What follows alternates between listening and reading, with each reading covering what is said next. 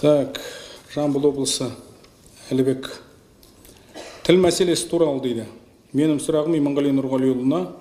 Қазір үкімет мектептерде үш тілдікті енгізіп жатыр.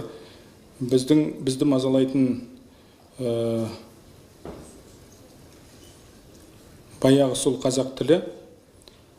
Ол қиын жағдайда сіз үкімет басшысының орынбасары ғана емес, жалпы азамат ретінде бұл туралы не ойлайсыз дейді.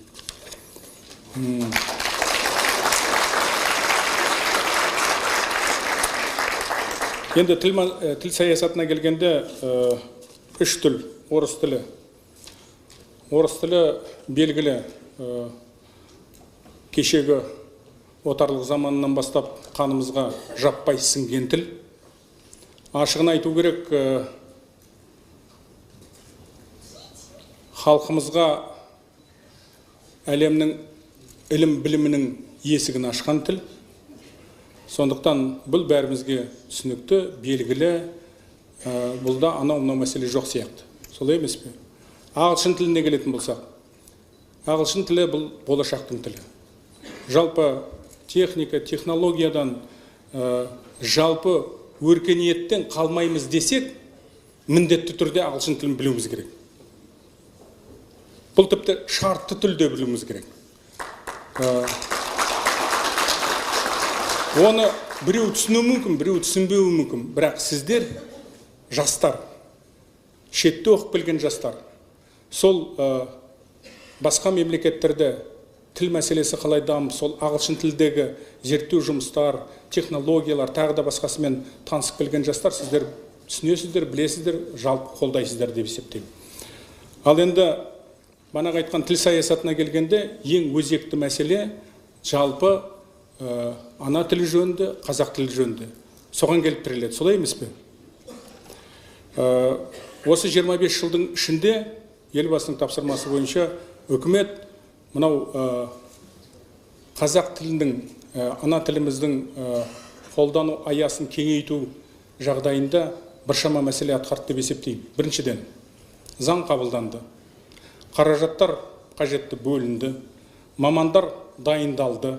Бүгінгіні қарап отырсаңыздар, парламенттағы отырыстардың бәрі жаппай қазақ тілінде өтеді. Үкіметтің мәжілісі қазақ тілінде өтеді.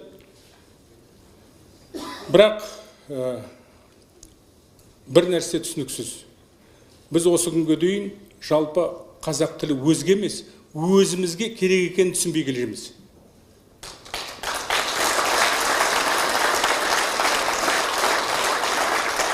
Жалпы қазақ тілі деген халықтың жаны. Бұдан артық айта алмайсың. Кезінде Міржақ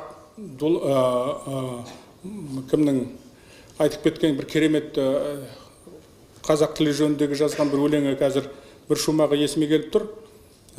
Сүйемін туған тілді, анам тілін, бесікте жатқанымда алған білім.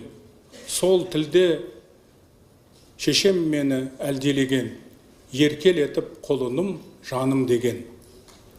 Мінекей.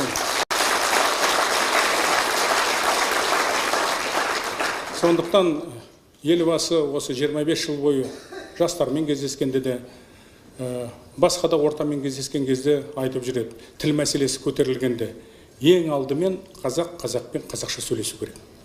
Міне мәселе осында. Біз бір-бірімізбен қазақша сөйлесек, біз өз тілімізді өзіміз құрметтесек, біз оған шын мәнінде жанашырлық білдірсек қана тілдің болашағы болады. Тіл бар жерде қазақ бар, тіл жоқ жерде қазақ жоқ. Бітті, басқа формула жоқ бұл мәселеде.